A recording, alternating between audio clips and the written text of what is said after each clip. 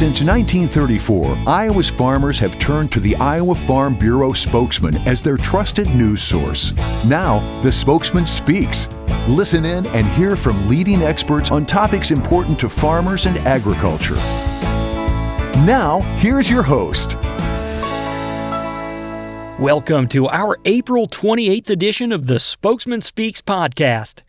I'm Andrew Wheeler, and today's episode features two guests: Iowa State Extension weed specialist Dr. Wesley Everman, who's going to help farmers navigate changing herbicide requirements, and economist Dr. John Newton, who will offer his take on the current ag economy. We'll start with Dr. Everman, who recently returned to Iowa following 13-plus years as a professor and extension weed specialist at North Carolina State University. Spokesman reporter Bob Beyond sat down with Dr. Everman earlier this month to discuss the changing requirements farmers face when it comes to pesticides.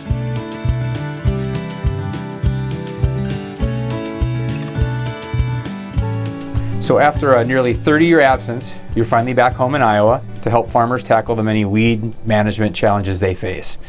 Would you mind telling us a little bit about yourself, your professional journey, and what you're able to provide for the ag community with your new role here at Iowa State University? Yeah, absolutely. It's great to be back home. I grew up in Northeast Iowa, went to Postville High School, and graduated in '95.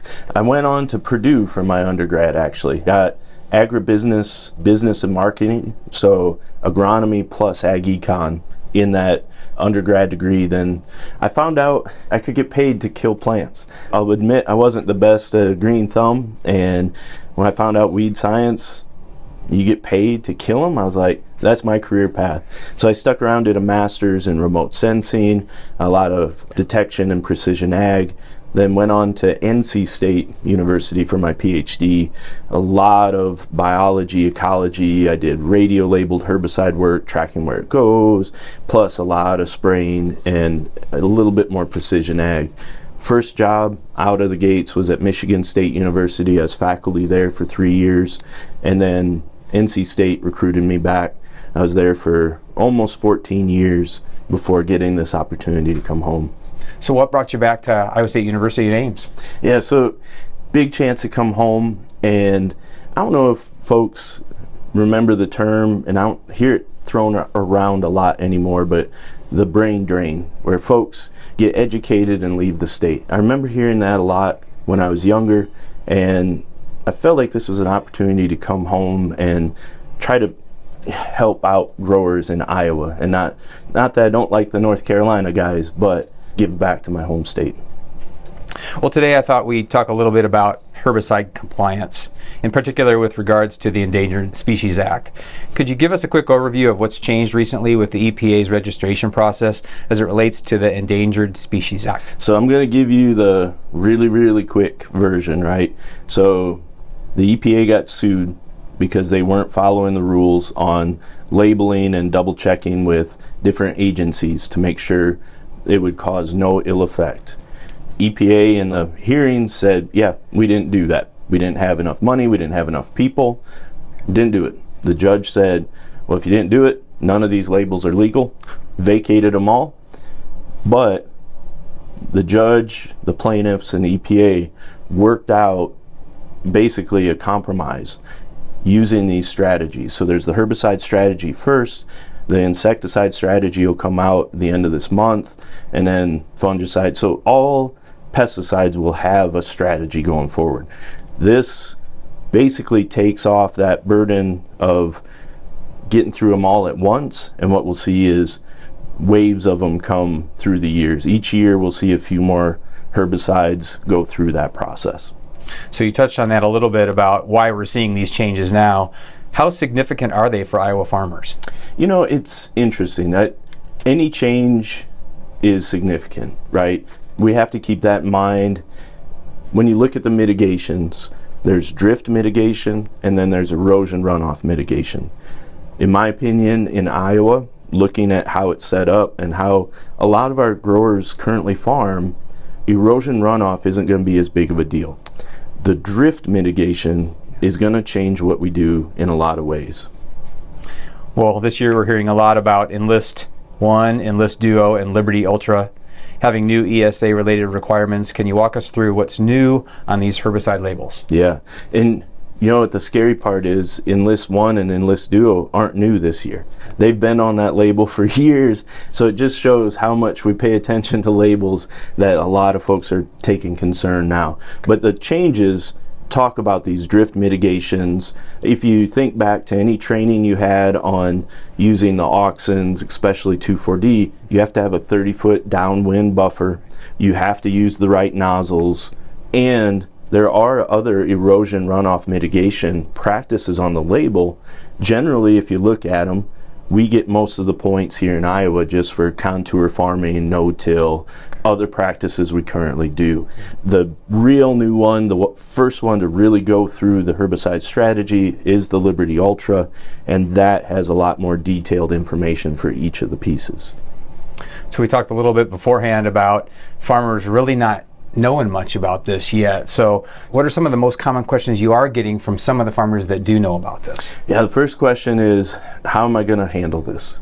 How much extra work is it going to be, and how much will it cost me? And those are all the right business questions, right? And so try to walk through what might have to change, how much you might have to spend to do some of these things. Honestly, the biggest thing is going to be more management time.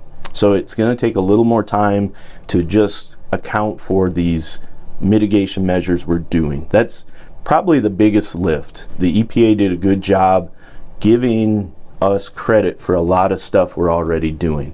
So if you look at the erosion runoff, you get 3 points just for non-irrigated land. Well, that's a lot of the state. You only need 3 points for that Liberty Ultra. If you're not irrigated, your points are taken care of. So there's a lot of things, we just have to document it. While we're on the topic of herbicide label changes, dicamba use has been restricted to pre-plant only this year. Can you explain what's behind that change and what it means for farmers who've traditionally used it post-emergence? It really is more in soybeans, right? So the dicamba soybeans, whether it was Extend or Extend Flex, we no longer have the option to go over the top with dicamba. We can go up to pre-plant application. We can still use dicamba products labeled for corn in corn. So we still can access that tool for our water hemp control. In the soybean though, again, the labeling got challenged, changes had to be made, and they had to go back through the re-registration process. So we do not have over-the-top dicamba for soybean. Do you see this as a temporary regulatory shift, or is this likely to become the new normal for dicamba in Iowa? Yeah, it's a good question. It's kind of hard to tell, right? The companies have submitted new labels to go through the registration process. It looks like EPA's taken a long time to do new registration, so I don't know if we'll have a label for next year or not. It's kind of a wait and see, but the plan would be to have new labels. What the restrictions are or what our window of application is will really be what we find out once they show up. So I think there will be changes in the long term. Just how severe our restrictions are is yet to be seen.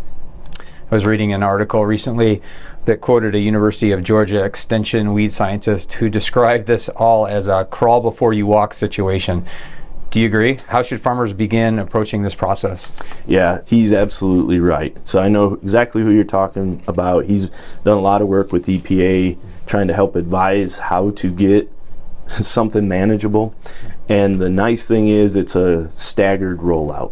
So right now we've got 3 products we need to worry about. There'll be a few more coming and a few more. So we can use this year to learn about what the mitigations are, see how much it takes to document this, and then as we learn and we add more in, yeah, we're crawling our way through it. We don't have to just take off at a dead sprint. One key part of the new label process is checking the EPA's Bulletins Live 2 website. How does this site work, and what do farmers need to know about pesticide use limitation areas? Yeah, so that's a good question.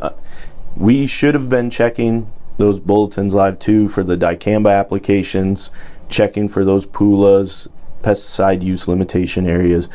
It tells us where we have areas of heightened concern. Not just non-managed areas, but where we might have to have more limitations on what we do to protect endangered species or their habitats.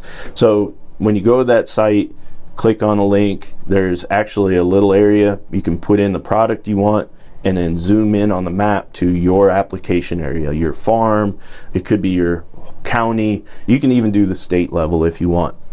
Once you do that, you click go and it opens up a couple pages that tell you if there are any pesticide use limitation areas and then the mitigations. If there aren't any, you're good to go with what's on the label.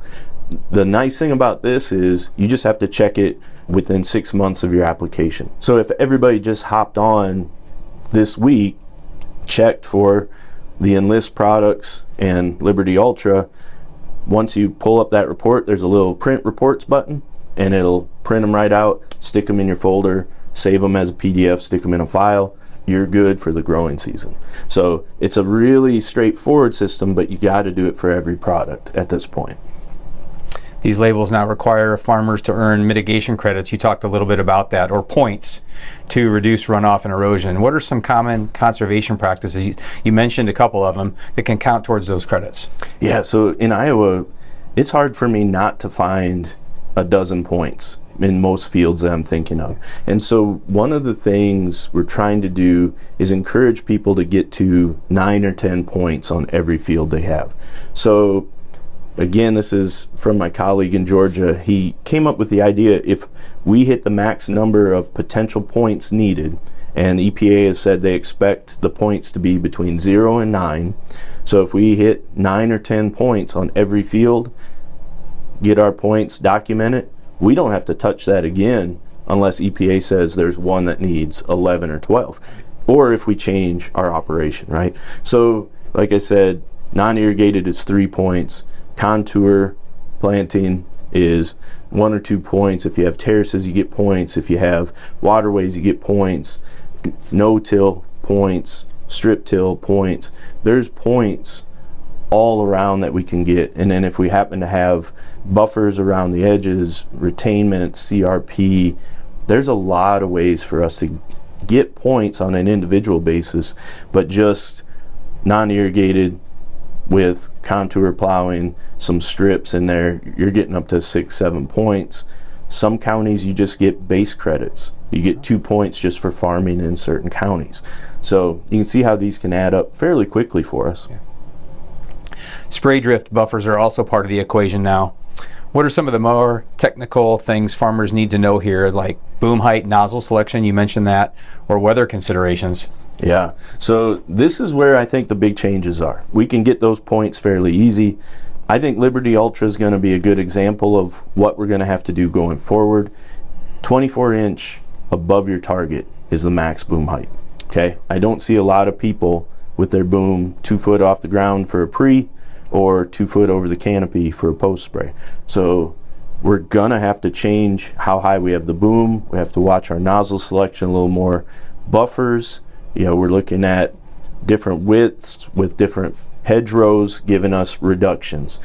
Liberty Ultra is nice because it's only a 10-foot buffer area, so that's pretty small, and then our mitigation practices can reduce it pretty quickly. Another big theme here is documentation. What kind of records should farmers be keeping to show they've followed the label requirements? Again, that bulletin's live to print off that report for your application area that says no additional restrictions. There's a worksheet for the erosion runoff mitigation points. It's an Excel file, so you can go through. There's a drop-down menu. You can do it for a farm, a field. Generally, I say do it for a management area. If you're going to treat a whole area the same and you have the same mitigation, you have contour plowing or terraces through the whole area, go ahead and do it for that whole area. Fill that out, print it out, you got it, and then of course your application info. You're going to have to document a little more of your nozzles, the wind. You're going to have to keep track of that stuff a little closer. Well, say a complaint arises. What's the best way for a farmer to protect themselves with their documentation? First off is having it up to date. Don't have it penciled on the back of a envelope that's sitting in there, some sticky notes. Have it up to date, or easily accessible so that you can get a hold of it and show it, not just try to piece it together. That has always been the biggest thing. Try to keep things up to date. Then there's not as many questions on were you following the rules or did you just kind of make it up as we went along. Well, for a grower just starting to plan for spraying this season, what's your best advice for navigating these new ESA requirements without getting overwhelmed? The big one is with the Enlist products. If you've been applying it using the right nozzles and following the wind speed restrictions and your 30-foot buffer, continue to do that. If you're spraying Liberty Ultra, you got a 10-foot buffer, 2-foot boom height, follow those restrictions, wind speed. But again, it's generally just good sprayer practice, management of keeping our product on the field where we want to apply it, and we want to kill weeds anyway. So just following those general rules. Don't freak out. It's only 3 products. There's nothing that's a major change this year. Well, let's kind of finish with this. Local agronomists, extension offices, or co-ops, how can they help support farmers in managing these practices in this process? Yeah, so a lot of our folks have been learning through webinars and reading articles as they come out, getting training on how these mitigation points and these practices are going to affect us, what we need to implement now. So a lot of our agronomists, our field agronomists for Iowa State, are very knowledgeable in these areas. They generally can answer most of your questions pretty quickly. I'm starting to make a network of folks. A lot of them have the ability to get in touch with me as well for maybe some more complex questions or challenges might need to do a little more thought on than just the simple answers. Somebody wanted to get a hold of you, how do they do so? Email, phone number, I'll be happy to give it out. Email is weverman, Everman at iastate.edu, and my phone number, it's 919-999-7437. Call, text, whatever you need. I'm happy to try to help out any way I can. You know, an interview like that one reminds me just how many things farmers need to balance and keep track of during the course of a day. And for that reason, it's good to have experts like Dr. Everman join us to help make sense of today's changing herbicide requirements.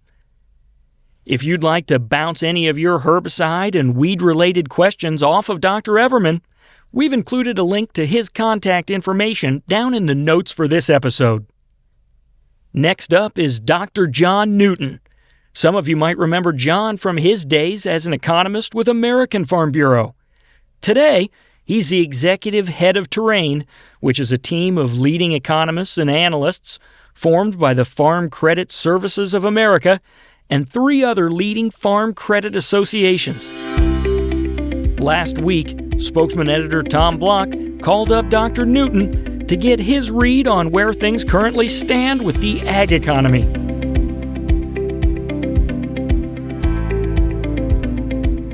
John, tariffs have dominated the headlines here the past couple months.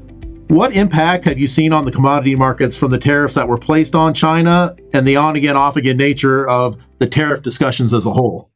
Well, I think it just creates uncertainty in the market. And farmers right now are out in the fields putting a crop in the ground and trying to consider how many acres of soybeans do we need? And consider, is China going to be there when we ultimately harvest the crop this fall? If you're a pork producer, there's incredible uncertainty there. If you're exporting tree nuts, we've got a lot of farmers in California that are raising almonds or pistachios, and a lot of those products are destined for the Chinese market. So I think there's just a great sense of uncertainty, but at the same time, confidence that we're going to get something accomplished with the Chinese that'll preserve that important agricultural market for us. It's our 3rd biggest market behind Mexico and Canada. Yeah, President Trump used tariffs as a negotiating tool a lot during his first term. Does that provide you with any insight into how long these tariffs might be around or what the end result might be? Well, I think we saw after Liberation Day, it wasn't very long that we had a 90-day pause and countries coming to the table to start that negotiation process, whether it's India, Japan, the EU. I think there are a lot of countries that want to avoid the tariffs and want to make trade more balanced, more equitable, more fair. And addressing some of these important issues is critical. I mean, if you think about the non-tariff barriers to trade that our beef and poultry producers have trying to sell product into Europe, they're pretty significant. Dairy farmers, while Canada is a good market for U.S. dairy farmers, it could be even better. But Canada has some very, very high out and quote of tariffs that likely could be addressed in some sort of renegotiation of USMCA. So I think there's so many opportunities, but it's an uncertain time how long these things will be around and how quickly we can negotiate a better outcome for trade. What commodities are the most sensitive to the tariff discussions? You mentioned a few here off the top, but which ones are the most sensitive and which ones maybe have the most potential to gain? Well, I think no matter what you're raising, obviously in Iowa, soybeans, China's buys about 50 to 60% of the soybeans that we export every single year. So they're a big market. Hogs, we export racto-free pork products to China. That's a big market. We also export a lot of, if you're in the poultry business, chicken paws, the awful product in the cattle industry. We export, hides and skins. Probably not any cotton in Iowa, but we export a lot of cotton to China and Southeast Asia for further processing. So I think everyone is seeing the impact in some sort of way, or could potentially see the impact in some way. I'm from Kentucky, and there's a lot of tobacco raised in Kentucky, and a lot of tobacco is on contract with China. It's the big buyer of U.S. tobacco. So again, I think you look at various sectors of agriculture, they're all impacted. On the opportunity side, I think one of the biggest ones that we look at in our portfolio is the wine. We import a lot of wine. We import a lot of cheese and dairy products from the European Union. So there could be some opportunity there if we do indeed see the Liberation Day tariffs fully enacted. Yeah, and maybe somewhat surprisingly, prices went down in the immediate aftershock of some of this talk. But since then, prices for corn and soybeans, at least, and some of the things, again, here in Iowa, have been remarkably resilient, it seems like. Well, in the case of corn, the export pace that we're on this year is for the second highest corn exports of all time. That's helping to pull down inventory levels. USDA in their last WASDE raised their corn export forecast. And then I think there's some folks out there are wondering if USDA's yield estimate for this new crop year is a little too high, given the shift in acreage that we've seen and the additional acres that are coming online. So I think you've seen some strength in the corn price. And then I think on the soybean side, we still have pretty strong exports. And I think many folks are optimistic that, we're going to get something done with China. And when those beans are harvested, they're going to be a customer of ours. Now, zooming out a little bit to look at the ag economy as a whole, we've seen a pretty sharp decline in farm income the past 2 years. What impact has that had on farmers' working capital and equity as they head here into the 2025 growing season? Well, it pulled it down without a doubt. I mean, we've seen historic volatility in the farm economy. A lot of farmers that I travel and talk to are more diversified, so they've been able to weather the downturn in grain prices that we've seen over the last few years. But the other impact is Congress. And at the end of last year, Congress stepped up and provided $10 billion in ad hoc payments for economic relief to help producers rebuild their working capital as they prepare for the planting season. So I think the $10 billion in Emergency Commodity Assistance Program dollars has already flowed out into farm country, and that'll help farmers be in a much stronger position. But going forward, I think farmers want to rely on the markets. They want to see demand. They want to see export opportunities. That's where they want to get their revenue every single year. Yeah, and we need that revenue increase because on the cost side, let's talk about that a little bit. We've just seen input costs, seed, fertilizer, fuel keep going up. What are the trends you see there and how that's affecting farmers? I mean, the reality is since the last farm bill in 2018, input costs have increased, by about 30% across all of agriculture. Every single input category is more expensive today than what it was, 4 or 5 years ago. But at the same time, prices, as we mentioned, have come down. That's put a squeeze on margins, and costs are going to be high this year again. Input costs are very sticky. They don't come down very fast. And there are some inputs that just probably will never go back down. Agricultural labor costs continue to increase year over year. So I think in a high cost environment like we are today, knowing your bottom line, knowing your break even is critically important. Leads into my next question. As farmers look to pencil out a profit, what are some other strategies that they could consider that would have the greatest impact on their bottom line? Well, certainly, if you can produce a big crop, that'll certainly help. When I worked for Senator Bozeman, we had a corn producer from Minnesota come in and said she had to raise a record crop just to break even. So, the challenge is if you cut back on inputs too much, you risk, some yield drag there. Which would negatively impact farm profitability. So farmers are great about using the right amount of resources at the right time. But again, knowing your costs, knowing your break even, utilizing crop insurance. I know the sales closing date's already passed, but that's pretty important. The use of your ARC and PLC tools are pretty important. That deadline's passed too. But a new farm bill on the horizon could potentially boost the support levels. It could potentially be retroactive, even depending on what lawmakers decide to do, and that could further help producers. What do you see as the outlook for the farm bill this year? We had the 1-year extension last year. Do you have some hope or anticipation that this year with the economics the way things are, that there will be a real press to get things done?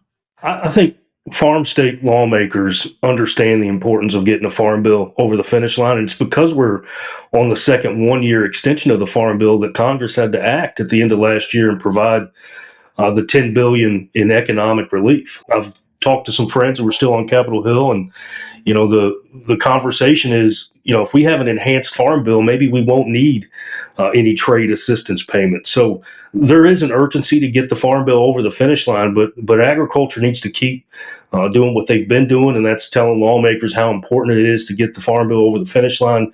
I know Senator Grassley knows how important the farm bill is. Senator Ernst knows how important the farm bill is. They also know how important a strong renewable fuels and biofuels is for the farm economy. So Iowa has two great champions, and I'm confident that we're going to get a farm bill done this year. All right, let's talk about another one of those costs that farmers largely don't have any control over, and that's interest rates. Where do you see interest rates going over the next 6 to 12 months, and how are those interest rate movements affecting access to credit for farmers? Well, I think given the news in recent days that President Trump is calling for Chairman Powell to do something on interest rates, I don't know if that will grease the skids or not in terms of seeing those interest rates come down. But, I think the market, the Fed watch, still expects to see some interest rate declines in the near future. But the impact of, tariffs on the broader U.S. economy, I think the Fed's going to be patient and watch to see how that unfolds. But lower interest rates in the near future will certainly help reduce costs and invigorate the U.S. economy.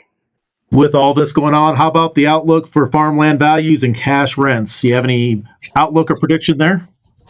We've seen in some of our farm credit land value data that we monitor that we've seen some declines in land values, even in Iowa, in certain pockets.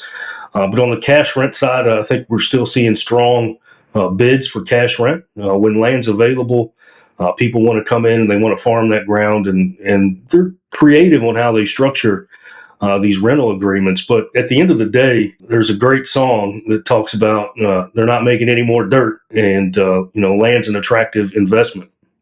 What advice would you give to young or beginning farmers navigating today's economic environment? You talked about diversification earlier. What can young people do to get going?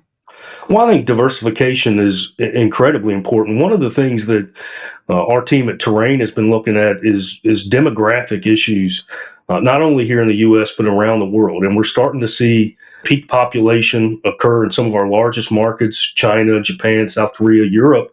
So for our young and beginning farmers, being innovative, being creative, producing a high quality product in the future is going to be more important than producing quantity. I know for a long time, agriculture kind of lived by the thought that we need to feed 10 billion people by 2050, but peak population may be a lot sooner than that. And so really leaning in on the quality space, whether it's if you're feeding cattle, a high quality cattle, or how can we add value to the corn and soybeans that we raise. I mean, these are all very important things that it's a sense of diversification to have a product that stands out. And that's going to be the future for agriculture here in the U.S.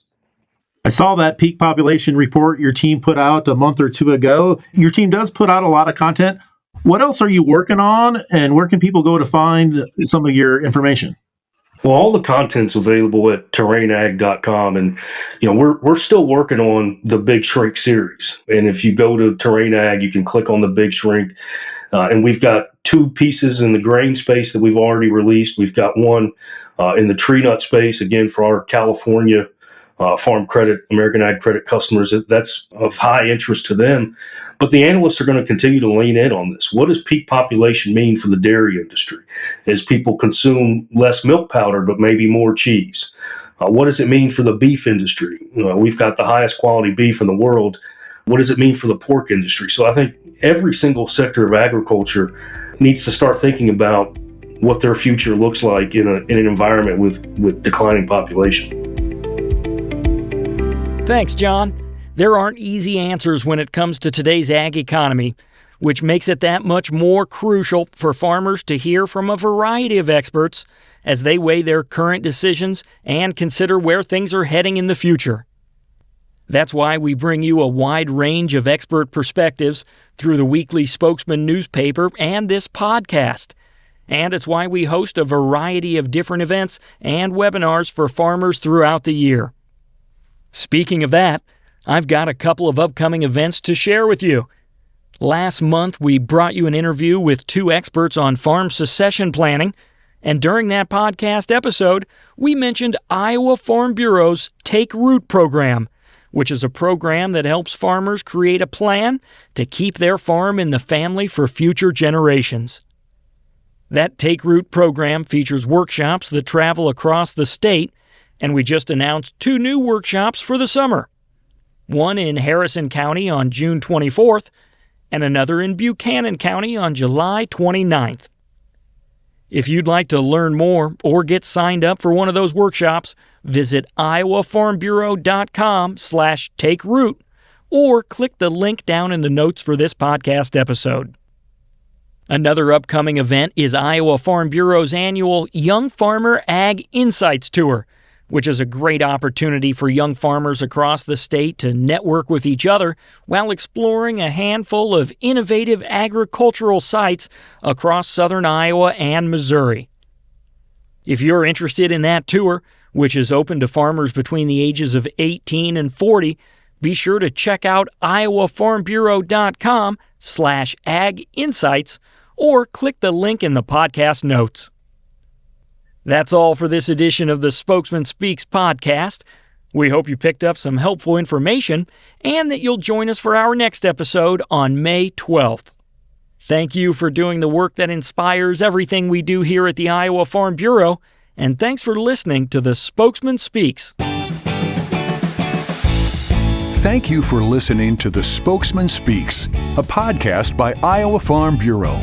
Check out more podcast episodes at iowafarmbureau.com/podcast. You can also find and subscribe to the Spokesman Speaks podcast in the Apple Podcasts app, Google Podcasts, Spotify, iHeartRadio, and other popular podcast apps.